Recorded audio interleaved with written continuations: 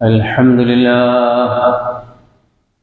لله نحمده ونستعينه ونؤمن به ونتوكل عليه ونعوذ بالله من شرور أنفسنا ومن سيئات أعمالنا من يهده الله فلا مضل له ومن يضلل فلا هادي له وأشهد أن لا إله إلا الله وحده لا شريك له وأشهد أن محمدًا عبده ورسوله هو الذي أرسل رسوله بالهدى ودين الحق ليظهره على الدين كله وكفى بالله شهيدا.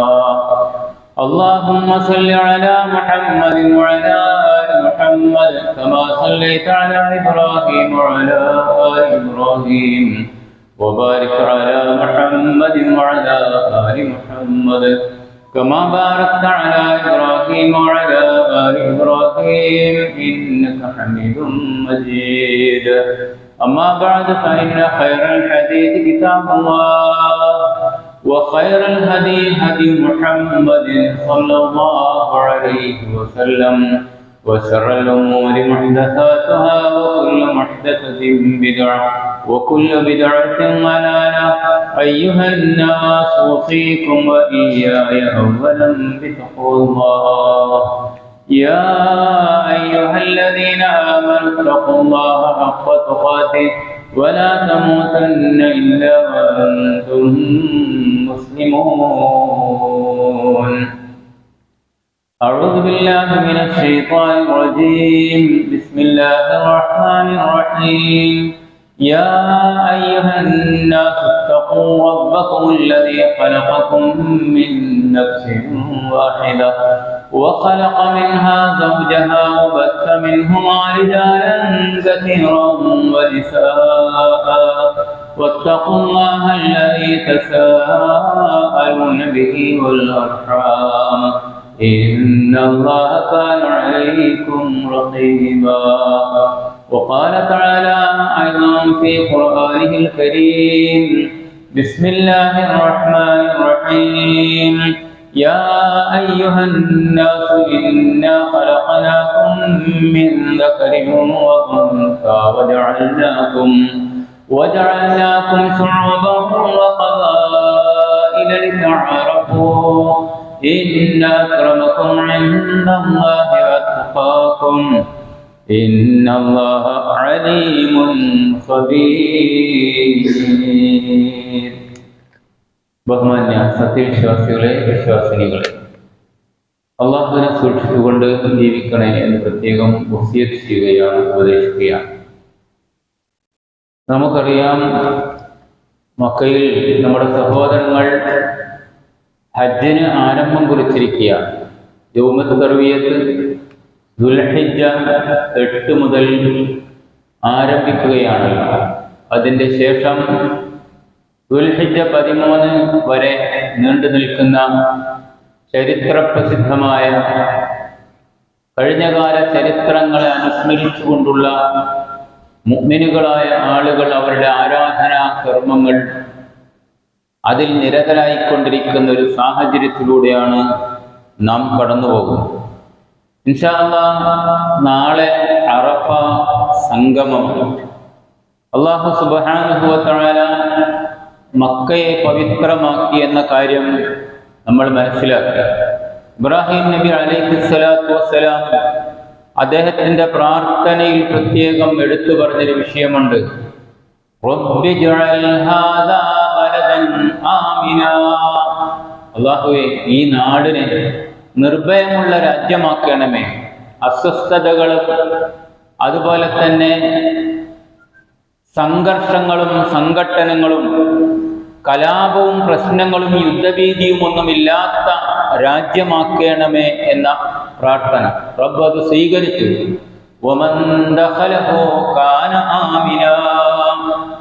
അത് അവിടെ പ്രവേശിക്കുന്ന ഒരാൾ നിർഭയനാണ്, സുരക്ഷിതത്വത്തിൻ്റെ കേന്ദ്രമായി മാറിയിരിക്കുന്നു. മറ്റൊരർത്ഥത്തിൽ പാപമുക്തിക്കുള്ള അവസരമായി നിർഭയമായി അള്ളാഹു അത് അംഗീകരിക്കുകയും ചെയ്തിരിക്കുന്നു. ഇബ്രാഹിം നബി അലൈഹിസ്സലാത്തു വസ്സലാം ആ പ്രാർത്ഥന പ്രാർത്ഥിച്ച ഏതൊരു പ്രാർത്ഥനയും ആ വിഷയവുമായി ബന്ധപ്പെട്ട് അത് കൃത്യമായും റബ്ബ് സുബ്ഹാനഹു വ തആല സാക്ഷാത്കരിച്ചിട്ടുണ്ട് എന്ന് നമുക്ക് മനസ്സിലാക്കാൻ കഴിയും. ജൂതക്രിസ്ത്യാനികളായ ആളുകൾ നബി സല്ലല്ലാഹു അലൈഹി വസല്ലമയെ ഏറെ പരിഹസിച്ച ഒരു വിഷയമായിരുന്നു മക്കയെ അല്ലെങ്കിൽ കഅബയെ അവലംബമാക്കിയത്. അതുവരെ മുഹമ്മദ് ബൈത്തുൽ മുഖദ്ദസിനെ അവലംബമാക്കി, എന്നാൽ ഇപ്പം ഇതാ കഅബയെ അവലംബമാക്കുന്നു എന്ന് പരിഹസിച്ചപ്പോഴാണ് ഇന്ന അവ്വല ബൈത്തിൻ വുദിഅ ലിന്നാസ് എന്ന ആദ്യം അള്ളാഹുവിനെ ആരാധിക്കാൻ വേണ്ടി നിർമ്മിക്കപ്പെട്ട ഭവനമാണിത് എന്ന നിലയിൽ അതിനെ അംഗീകരിച്ചുകൊണ്ടുള്ള വചനങ്ങൾ അവതരിക്കുന്നത്. എന്നാൽ അതിന്റെ പവിത്രതയെ സംബന്ധിച്ച് പരിശോധിച്ചാൽ സിയാറത്തുകൾ, സന്ദർശനം ഉദ്ദേശിച്ചുകൊണ്ട്, പുണ്യം ഉദ്ദേശിച്ചുകൊണ്ടുള്ള 3 പള്ളികളിൽ ഒന്നാമത്തതാണ് അത് എന്ന് നമുക്കറിയാം. പക്ഷേ ചില സ്റ്റിക്കറുകൾ ഒട്ടിച്ചുകൊണ്ട് സിയാറത്ത് ടൂർ എന്ന പേരിൽ പല പ്രദേശങ്ങളിലേക്കും മക്ബറകളിലേക്കും ആളുകൾ, മുസ്ലിങ്ങളിൽപ്പെട്ട ആളുകൾ, ഈ സമുദായത്തിലെ വിവരമില്ലാത്ത മനുഷ്യരെ കൊണ്ടുപോയി എത്തിക്കുകയും അവിടെ ഖബറാളികളോട് ദുആ ചെയ്യുന്ന, അവിടുത്തെ പുണ്യം നേടുന്ന വിധത്തിലുള്ള ഇസ്ലാമുമായി യാതൊരു ബന്ധവുമില്ലാത്ത ഒരുപാട് ശിർക്കൻ പ്രവൃത്തികളിലേക്ക് കൊണ്ടുപോവുകയും ചെയ്യുന്നു. മാത്രമല്ല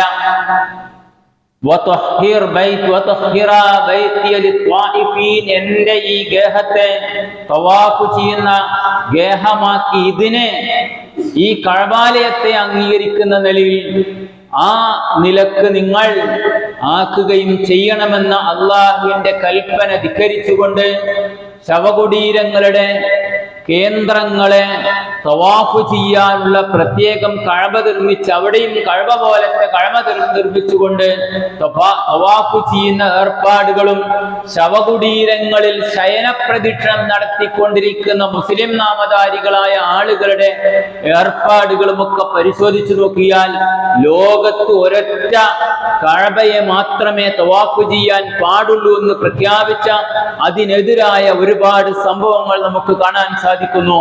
യഥാർത്ഥത്തിൽ തവാഫ് കഅബക്ക് മാത്രമാണ്.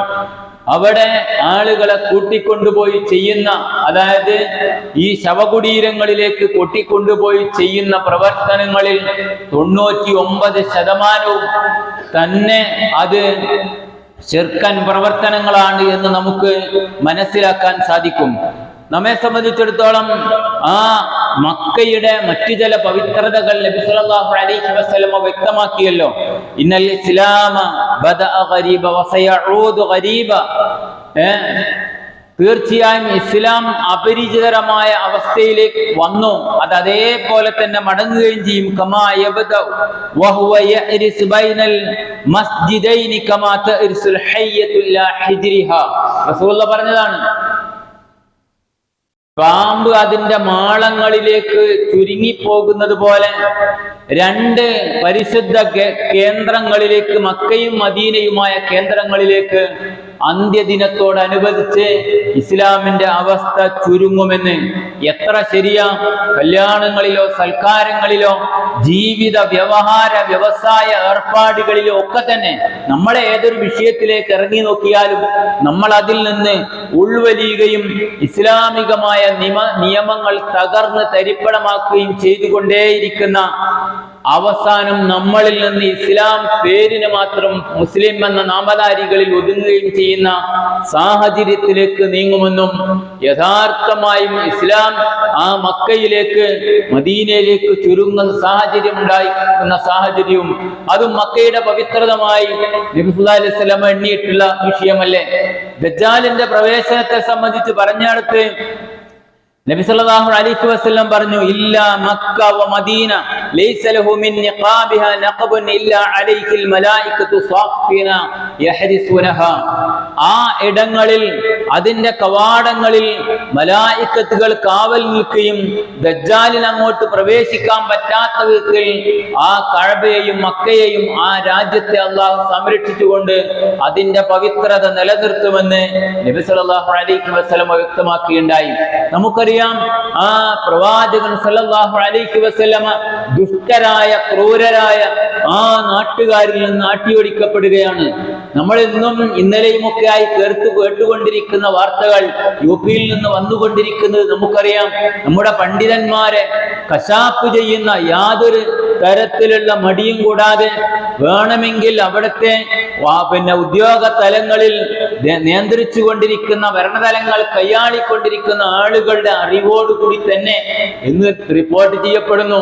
ബുൾഡോസറുകൾ ഉപയോഗിച്ച് നിരവധി മുസ്ലിങ്ങളുടെ വീടുകൾ തകർത്ത് തരിപ്പണമാക്കുന്ന രംഗവും വാവിട്ട് നിലവിളിക്കുന്ന പൈതങ്ങളുടെ രംഗവും ഒക്കെ നമ്മുടെ മുമ്പിലുണ്ട്.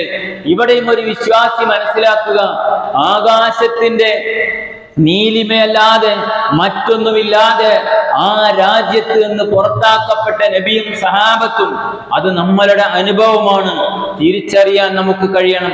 ആ റസൂലുള്ളാഹി സ്വല്ലല്ലാഹു അലൈഹി വസല്ലമ മക്കയിൽ നിന്ന് മദീനയിലേക്ക് പലായനം ചെയ്യുമ്പം ആ കഅബ മക്കയുടെ ഓരത്ത് വെച്ച് അതിന്റെ അതിർത്തിയിൽ വെച്ച് കഅബാലയത്തെ നോക്കി നബി സ്വല്ലല്ലാഹു അലൈഹി വസല്ലമ പ്രാർത്ഥിച്ചു, വല്ലാഹി ഇന്നക ലഖൈറു അർളില്ലാഹി വ അഹബ്ബു അർളില്ലാഹ്.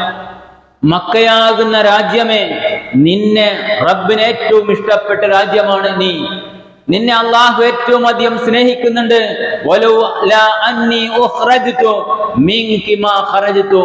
നിന്റെ രാജ്യത്ത്, നീയാകുന്ന രാജ്യത്ത് ഇവിടത്തെയുള്ള ബർക്കത്തിൽ കഴിഞ്ഞുകൂടാൻ എനിക്ക് സാഹചര്യമില്ലാത്തത് കൊണ്ടാണ്, എന്നെ ഈ നാട്ടുകാർ പുകച്ച് പുറത്തു ചാദിച്ചത് കൊണ്ടാണ്, അല്ലെങ്കിൽ ഞാൻ ഇവിടെ തന്നെ താമസിക്കുമായിരുന്നുവെന്ന് ആ മക്കയുടെ പവിത്രതയെ എടുത്തുദ്ധരിച്ചുകൊണ്ട് നബി സല്ലല്ലാഹു അലൈഹി വസല്ലമ പറയുകയുണ്ടായി.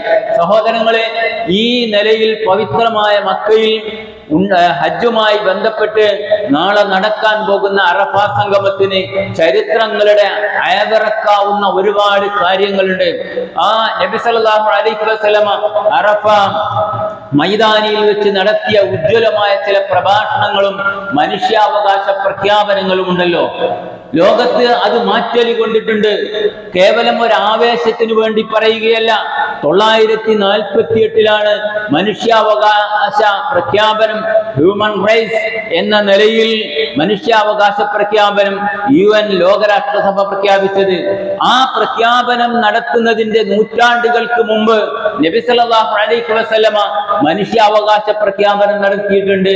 ജബലുർ റഹ്മയിൽ വെച്ച്, അറഫ മൈതാനിയിൽ വെച്ച് ആയിരങ്ങളെ സാക്ഷി നിർത്തിക്കൊണ്ട് നബി സല്ലല്ലാഹു അലൈഹി വസല്ലമ ഒരുപാട് മനുഷ്യാവകാശ പ്രഖ്യാപനങ്ങൾ നടത്തിയിട്ടുണ്ട്. ഏതാനും വർഷങ്ങൾ വളരെയേറെയാണ് പല രൂപത്തിൽ റിപ്പോർട്ട് ചെയ്യപ്പെട്ടിട്ടുള്ള ആ വിഷയം. യാ അയ്യുഹന്നാസ് ഇസ്മഉ മിന്നി, മനുഷ്യരെ എന്നിൽ നിന്ന് നിങ്ങൾ കേൾക്കൂ മനുഷ്യരെ എന്ന് വിളിച്ചുകൊണ്ടാണ്. വഇന്നി ലാ അദ്രി ലഅല്ലി ലാ അൽഖാകും ബഅദ ആമി ഹാദാ, ഈ വർഷത്തിന് ശേഷം നിങ്ങൾ എനിക്ക് കണ്ടുമുട്ടാൻ കഴിഞ്ഞുകൊള്ളണമെന്നില്ല. പ്രവാചകന്റെ വിയോഗത്തെ സംബന്ധിച്ചുള്ള ഒരു സൂചന കൂടി ആ വാചകത്തിലുണ്ടായിരുന്നു. യാ അയ്യുഹന്നാസ്, മനുഷ്യരെ, ഇന്ന ദിമാഅക്കും വ അംവാലക്കും വ അഗ്റാലക്കും കഹുർമതി യൗമിക്കും ഹാദാ ഹറാമൻ കഹുർമതി യൗമിക്കും ഹാദാ വഫീ ബലദിക്കും ഹാദാ വഫീ ശഹരിക്കും ഹാദാ. നമ്മൾ ഒരുപാട് പ്രാവശ്യം കേട്ട വചനങ്ങൾ. എന്താണ് അതിന്റെ അർത്ഥവും ആശയവും പരിശോധിച്ചിട്ടുണ്ടോ? മനുഷ്യരോടാ പറയുന്നത്, നിങ്ങൾ പരസ്പരം കഴുത്തറുക്കരുത്, നിങ്ങളുടെ സമ്പത്ത് കവർന്ന് മറ്റൊരാളുടേത് കവർന്നെടുക്കരുത്, നിങ്ങൾക്ക് പരസ്പരം അത്തരം അന്യന്റെ അവകാശങ്ങൾ ചൂഷണം ചെയ്യുക എന്നത് പാടില്ലാത്തതാണ്. ഏതുവരെ? ഇലാ അൻ തൽഖൗന റബ്ബക്കും, നിങ്ങളുടെ റബ്ബിനെ നിങ്ങൾ കണ്ടുമുട്ടുന്നത് വരെ. ഈ ദിവസത്തിന്റെ, ഈ നാടിന്റെ, ഈ അവസരത്തിന്റെ ആ പവിത്രതയെ മാന്യമായി നിലനിർത്തിക്കൊണ്ട് നബി സല്ലല്ലാഹു അലൈഹി വസല്ലമ വീണ്ടും കുറെ കാര്യങ്ങൾ പ്രഖ്യാപിക്കുകയാണ്. ഫമൻ കാനത ഇൻദഹു അമാനത്തുൻ ഫൽയുഅദ്ദിഹാ ഇലാ തുമിനഹു അലൈഹാ. തീർച്ചയായും ഓരോരുത്തർക്കും ഓരോ ഉത്തരവാദിത്വങ്ങളുണ്ട്. അമാനത്തുകൾ ഏറ്റെടുക്കപ്പെട്ടവരാണ്. ഏതൊരു മനുഷ്യനും അവന്റെ അമാനത്തിന്റെ ബിസിനസ്സുകാരനാണോ, അവന്റെ ബിസിനസ്സിൽ വിശ്വസ്തത കാണിക്കണം. ജോലിക്കാരനാണോ, അവന്റെ ജോലിയിൽ വിശ്വസ്തത കാണിക്കണം. മാതാവാണോ, പിതാവാണോ, ഏൽപ്പിക്കപ്പെട്ട ഉത്തരവാദിത്തങ്ങളിൽ കൃത്യമായും വിശ്വസ്തത കാണിക്കുന്ന ആളുകളാകണം. കൃത്യമായി നബി സല്ലല്ലാഹു അലൈഹി വസല്ലം പഠിപ്പിക്കുന്നു. അത് നഷ്ടപ്പെട്ടാൽ ഈ ഭൂലോകത്ത് മനുഷ്യന്റെ ജീവിതം എത്രമാത്രം ദുസ്സഹമായിരിക്കുമെന്ന് ഓരോന്നും പരിശോധിച്ചു നോക്കിയാൽ നമുക്ക് മനസ്സിലാക്കാൻ കഴിയും.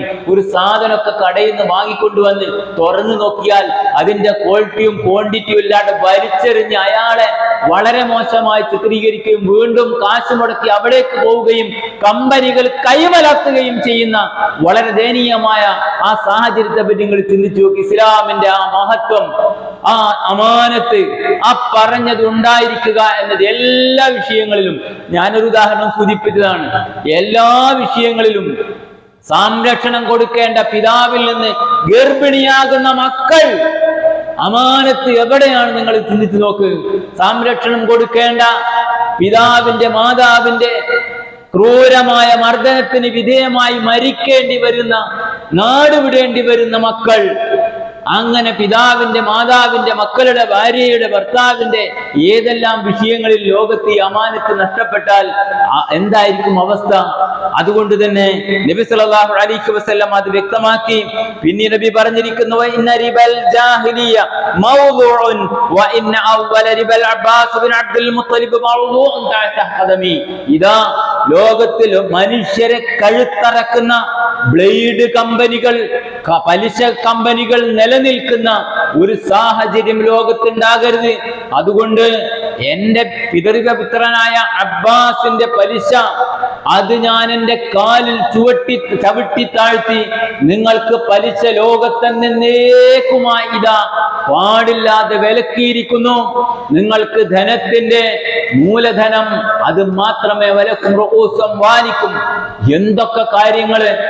യാ അയ്യുഹന്നാസ്, മനുഷ്യരെ, ഇന്ന ലിനിസാഇക്കും അലൈക്കും ഹഖ്ഖ, നിങ്ങളുടെ സ്ത്രീകളുടെ കാര്യത്തിൽ നിങ്ങൾക്ക് ചില കടമകളുണ്ട്, ബാധ്യതകളുണ്ട്. വലക്കും അലൈഹിന്ന ഹഖ്ഖുൽ ലക്കും, നിങ്ങളോട് അലൈഹിന്ന അല്ലാ യുഅതിന ഫുറുശക്കും ഗൈറക്കും, നിങ്ങളല്ലാത്ത ആളുകളെ അവരുടെ കടപ്പറകൾ പ്രവേശിപ്പിക്കാൻ പാടില്ലാത്ത നിലയിൽ ഒരുപാട് ഉത്തരവാദിത്തങ്ങൾ നിങ്ങളുടെ ഭാര്യമാർക്ക്, സ്ത്രീകൾക്ക് നിങ്ങളോടുണ്ട്. ഇത് രണ്ടും എത്ര മഹത്തരമാണ്! ഇത് മനുഷ്യൻ പാലിക്കാത്തതിന്റെ പേരിൽ കുടുംബത്തിലുണ്ടാകുന്ന സംഘർഷങ്ങളും തല്ലിപ്പിരിയലുകളും, കേസ് കൊടുത്താലും തീരാത്ത നീണ്ടുപോകുന്ന വിവാഹമോചന കേസുകളുമായി ഓരോ കുടുംബത്തിലേക്ക് ഇറങ്ങി നോക്കുമ്പോഴേ നമുക്കത് മനസ്സിലാക്കാൻ കഴിയും. അള്ളാഹുവിന്റെ റസൂൽ മുഅ്മിനുകളോട് പറയുന്നു, നിങ്ങൾ അങ്ങനെ ഒരു കേസ് കൂടി മരിക്കേണ്ടവരല്ല. ദീനി കാര്യത്തിൽ ജീവിച്ചു കൊള്ളണം. പ്രശ്നങ്ങളും പ്രതിസന്ധികളും അത് ദീനിന്റെ അടിസ്ഥാനത്തിൽ പരിഹരിക്കാൻ നിങ്ങൾക്ക് കഴിയണം. വിവാഹമോചന പ്രശ്നങ്ങളാണെങ്കിലും അല്ലാത്ത വിഷയങ്ങളാണെങ്കിലും. അതുകൊണ്ട് സ്ത്രീകളോടുള്ള കടപ്പാട്, പുരുഷന്മാരോടുള്ള കടപ്പാട് സ്ത്രീകളും പൂർണ്ണമായും പാലിച്ചിരിക്കണം. കേസ് കൊടുത്താലൊന്നും ഒരു കാരണവശാലും പോലീസ് നോക്കിക്കോട്ടെ എന്ന നിലപാടിൽ രണ്ടു കൂട്ടരും ഉറച്ചു നിൽക്കുന്ന ഒരുപാട് വഷളായ രംഗങ്ങളിലെ. അതുകൊണ്ട് തന്നെ അള്ളാഹനെ സൂക്ഷിക്കണം. എന്നിട്ട് നബി സല്ലല്ലാഹു അലൈഹി വസല്ലമ ആണുങ്ങളോട് പ്രത്യേകമായി പറഞ്ഞ ചില കാര്യങ്ങളുണ്ട്.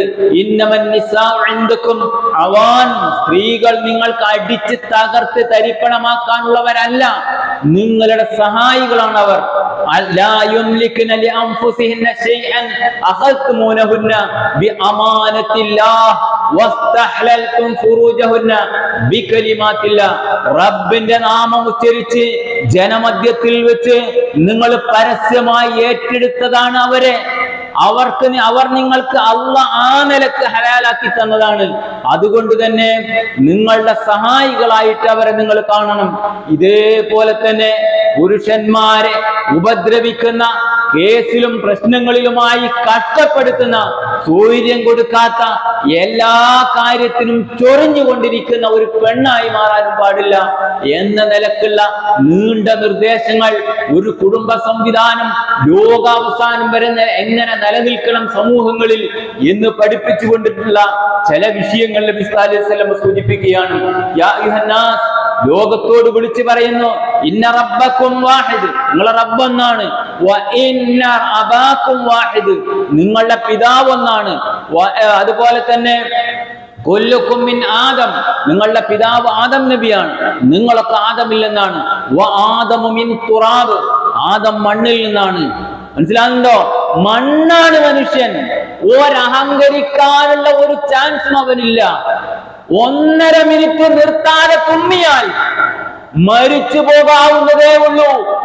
ദേഷ്യം പിടിക്കുന്ന, അഹങ്കരിക്കുന്ന മനുഷ്യ നിന്റെ ജീവന്റെ വില അത്രയേ ഉള്ളൂ.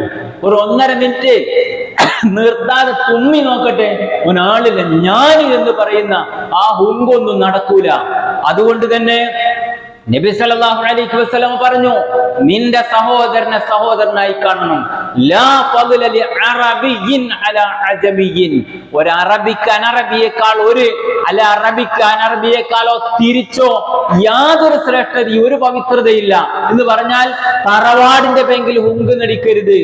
മനസ്സിലാകുന്നുണ്ടോ? ആൾക്കാർ ഞാൻ ഇന്ന തറവാട്ടുകാരനാണ്. എന്ത് തറവാട്ടുകാരൻ?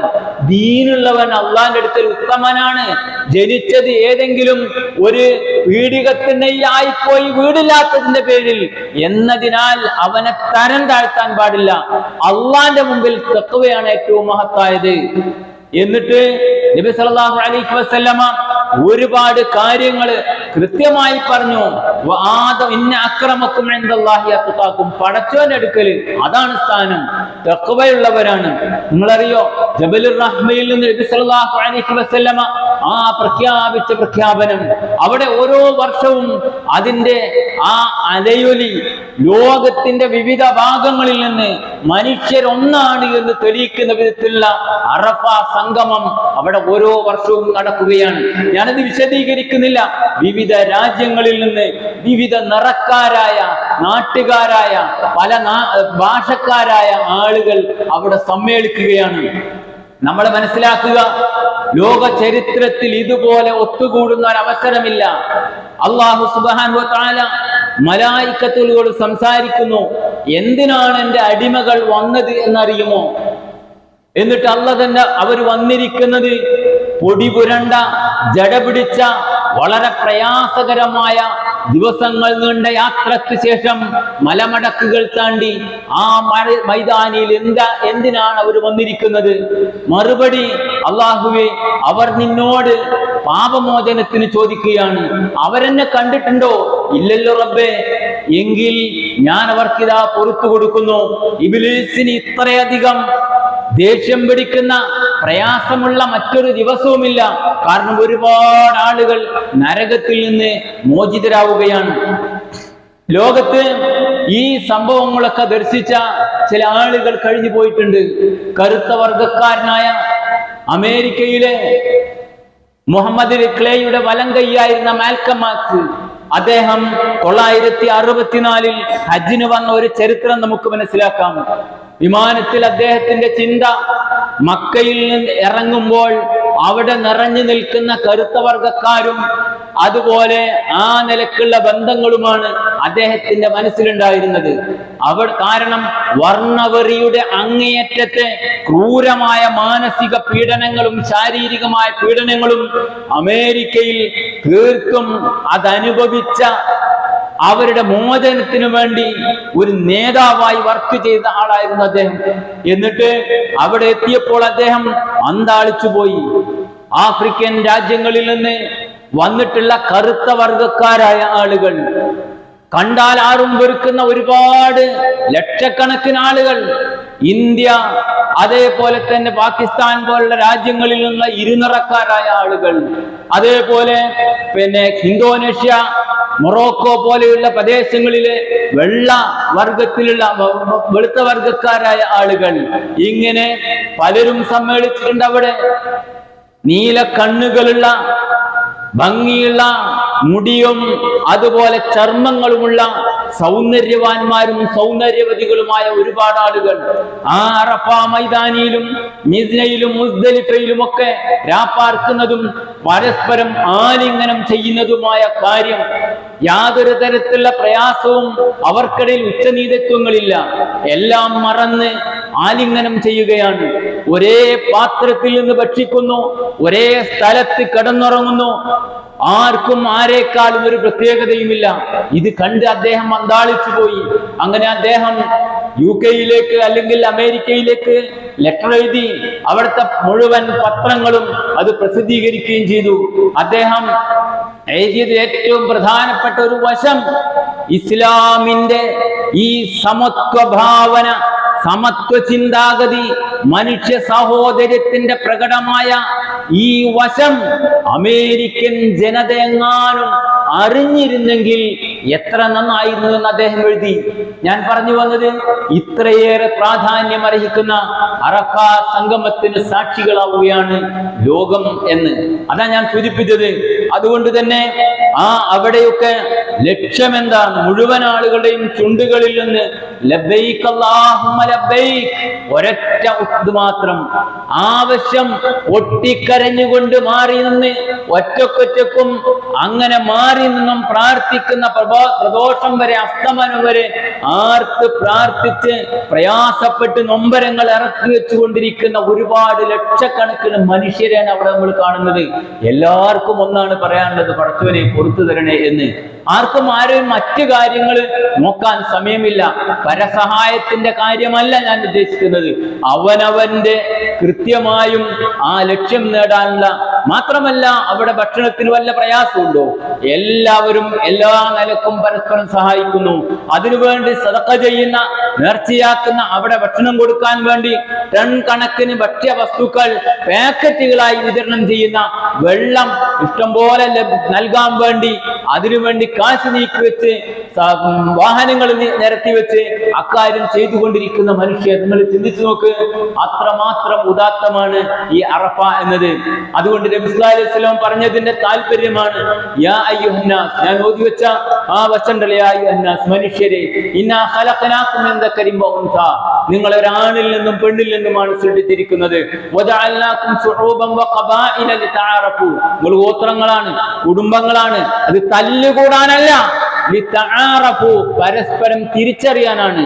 അവൻ എന്റെ വീട്ടിൽ വരണ്ട, അവന്റെ കുടുംബത്തിൽ നിന്ന് കല്യാണം വേണ്ട, അവൻ പള്ളി കമ്മിറ്റിയിൽ പറ്റില്ല, അവൻ എന്റെ സംഘടനയിൽ പ്രസിഡന്റ് ആകാൻ പറ്റില്ല എന്ന നിലക്ക് മാറ്റി നിർത്താനല്ല, ലിതആറഫു, നിങ്ങൾ തിരിച്ചറിയാൻ വേണ്ടിയാണ്. പിന്നെയോ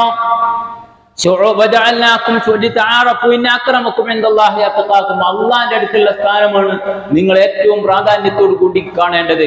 അത് തഖ്വയുള്ളവർക്കാണ്. ആയത്ത് അവസാനിപ്പിക്കുന്നുണ്ട്, അള്ളാഹ് സൂക്ഷ്മമായി അറിയുന്നവനാണ്. ഇത് പറയുമ്പോഴും മനസ്സിന്റെ ഉള്ളില് ഇത് കേറിയിട്ടില്ല ചിലർക്ക്. എന്റെ തറവാടോ, ഓന്റെ തറവാടിനേക്കാൾ മോശമൊന്നുമല്ല, ഓനേക്കാളൊക്കെ മുന്നിൽ ഞാനാ, എന്റെ ജോലിയോ ഓന്റെ ജോലിയോ. കണ്ണുങ്ങള് ഈ ഒരു മനസ്സുള്ളവരോടാ പറയുന്ന അള്ളാഹ് ഇന്നല്ലാഹ അലീമുൻ ഖബീർ, നിങ്ങൾ സൂക്ഷ്മമായി ചെയ്യുന്ന ഏതൊരു കാര്യത്തെ സംബന്ധിച്ചും നിങ്ങളുടെ മനസ്സിലുള്ള മന്ത്രങ്ങളെ സംബന്ധിച്ചും റബ്ബ് അറിയും എന്നാണ് ഈ ആയത്തിന്റെ അവസാനം. അല്ലാഹു സുബ്ഹാനഹു വ തആല എല്ലാ നിലക്കും പരിശുദ്ധ ഖുർആന്റെ പവിത്രത ഉൾക്കൊണ്ടുകൊണ്ട് നല്ലവരായി ജീവിച്ച് മരിച്ചു പോകാൻ നമ്മെ എല്ലാവരെയും അനുഗ്രഹിക്കുമാറാകട്ടെ.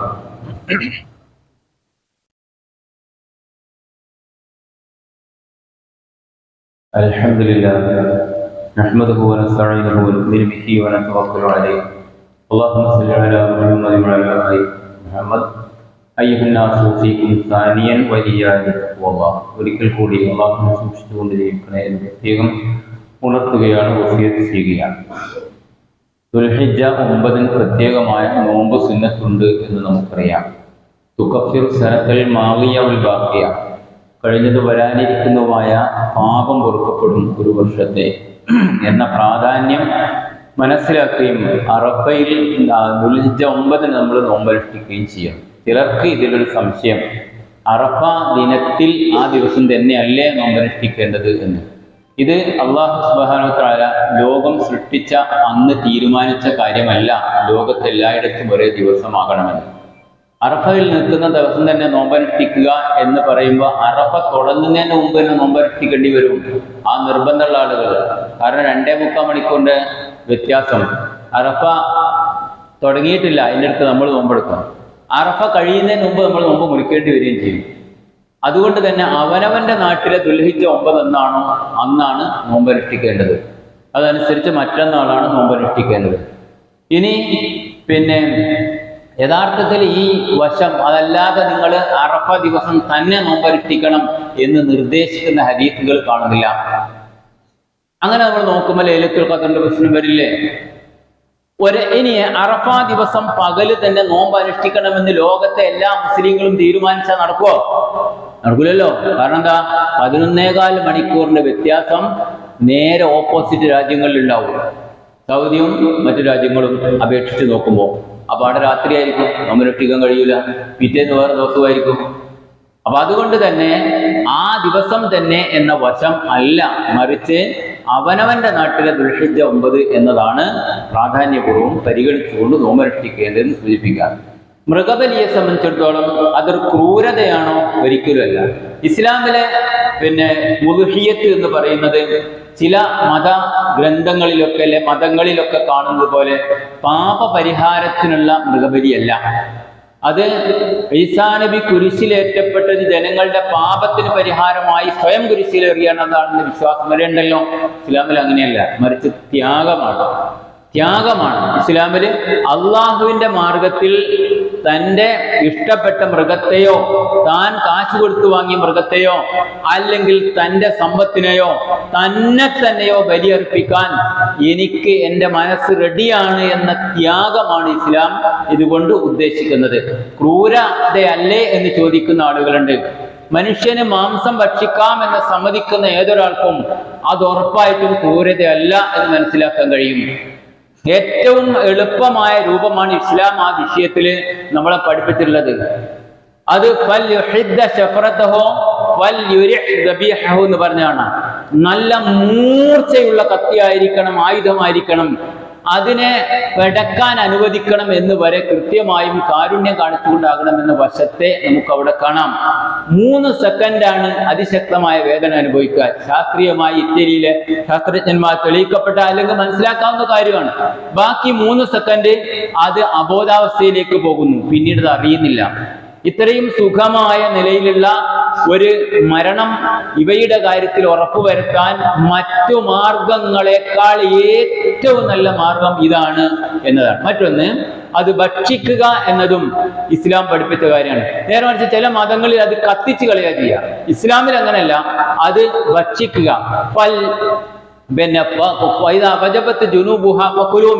നിങ്ങൾ ഭക്ഷിക്കുക. ചോദിച്ചു വരുന്ന ആവശ്യക്കാർക്ക് കൊടുക്കുകയും ചെയ്യുക. അതിന്റെ അടിസ്ഥാനത്തിലാണ് നമ്മൾ അത് 3 ഓഹരി വെക്കുന്നതും 3-ൽ 1 നമ്മൾ അവകാശത്തിൽ എടുക്കുന്നതും ബാക്കി 2 വിതരണം ചെയ്യുന്നത്. ഫർളൊന്നും അല്ലെങ്കിൽ അതൊരു ശരിയായ രൂപം തന്നെയാണ്. പണ്ഡിതന്മാർ അങ്ങനെയാണ് അതിനെപ്പറ്റി വിശദീകരിച്ചിട്ടുള്ളത്.